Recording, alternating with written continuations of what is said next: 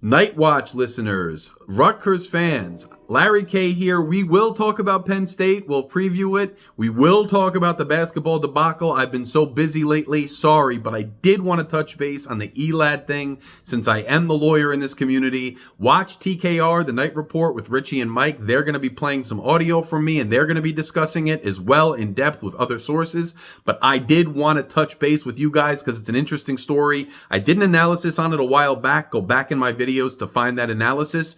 But the long short of it is the NCAA ruled that Elad was ineligible to play this year because his JUCO time counted against his overall eligibility cap and his 5 years. Therefore, he was not allowed to play this year. Elad and the Rutgers lawyers and the team responded by going to the federal district court for New Jersey and suing and saying, hey, NCAA, remember all the NIL rulings and the transfer portal and all the things that courts have been saying are antitrust violations that the NCAA is doing? Well, this is another antitrust violation. There's a market. I want to participate in it. It's a free market, and you are restricting my ability to participate in the labor market because you are restricting my eligibility based on JUCO. That is an antitrust violation. I'm suing. But in the meantime, since this case is going to take so long to litigate and figure out on the merits, I'm applying for an injunction. I want you to tell the NCAA they're not allowed to enforce their eligibility rules this year, and because it's going to cause irreparable harm to me.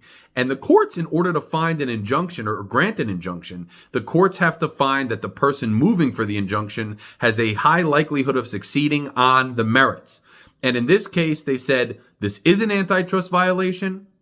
Elad has a likelihood of succeeding on the merits. He's going to suffer irreparable harm if this injunction is not granted. If the NCAA is allowed to enforce their eligibility rules, he will suffer great harm. Therefore, we're going to grant an injunction while this case is pending.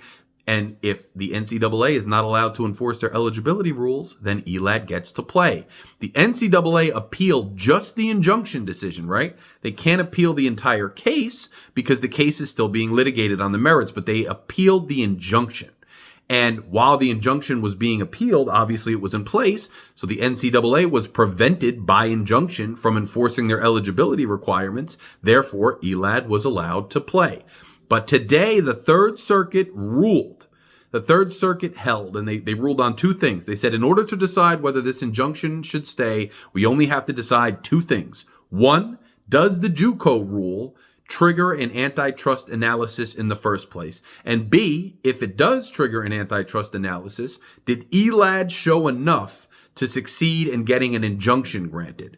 The court said, one, yes. This definitely triggers an antitrust analysis because just like the way courts said it in NIL and transfer portal and all that, there is a labor market that college athletes want to participate in, and you are restricting their ability to participate in that market. Therefore, the JUCO rule and the eligibility requirements do in fact trigger an antitrust analysis. But two, in order to succeed on an injunction while the case is pending, Elad had to show that he had a likelihood of succeeding on the merits.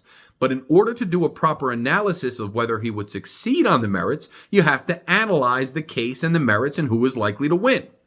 And the court said that in saying that he would have a good chance of succeeding on the merits, the court relied on Elad's expert witness who put forth, he had to define a market, right? In order to succeed in an antitrust case, you have to show a market and then define that market.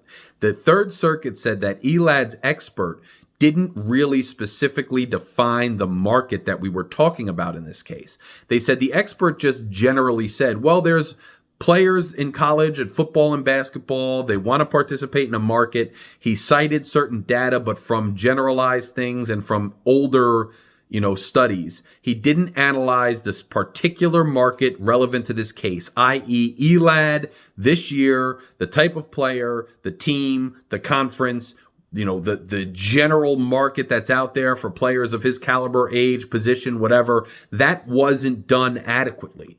And the Third Circuit said if you didn't fully define the market based on an expert, you didn't cite facts and data to define the market properly, you couldn't have possibly conducted a proper analysis of the merits to determine that Elad had a high likelihood of succeeding on the merits.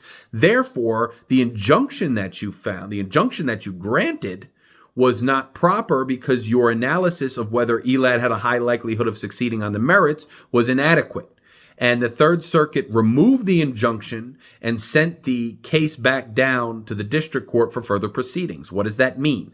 Well, if the injunction is removed, then that means the NCAA is allowed to enforce their eligibility rules. If the NCAA is allowed to enforce their eligibility rules, then that means Elad right now cannot play anymore because the NCAA has ruled that he's ineligible. So Elad probably, as of right now, will not be on the field against Penn State. That's what that means.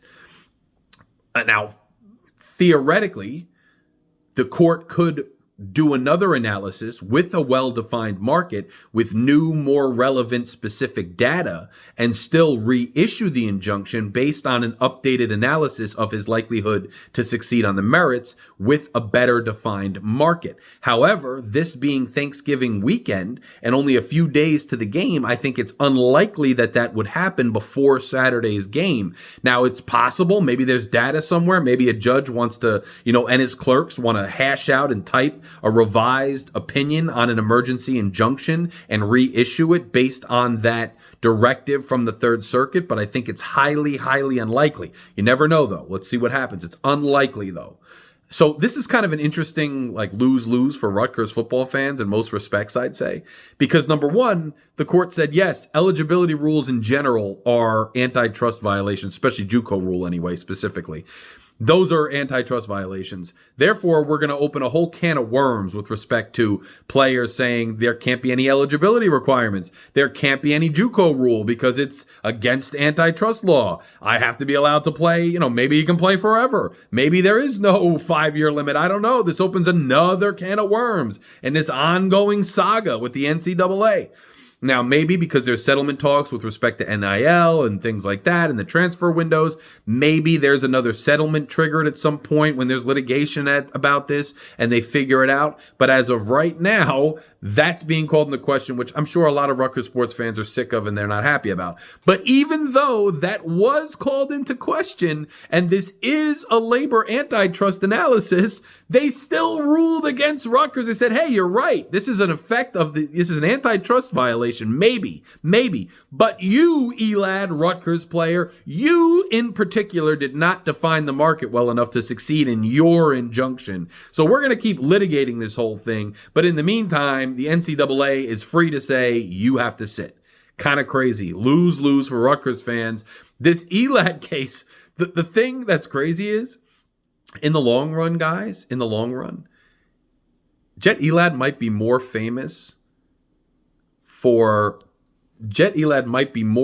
at the end of the day for this case than for ever doing anything with Rutgers or wearing a Rutgers uniform. The Elad case may go down in history as antitrust precedent with respect to eligibility rules, even though, his Rutgers impact was what it was for 1 year or, an incomplete year. Crazy thing, guys. I'm sorry I had to rush through that. A lot going on right now. Listen to the night report. There's a lot that I said on there too. Click subscribe if you found this helpful or useful in any way. I will talk to you guys very soon. It's a tough out for basketball, this football ruling, everything, but go Knights anyway. Larry K out.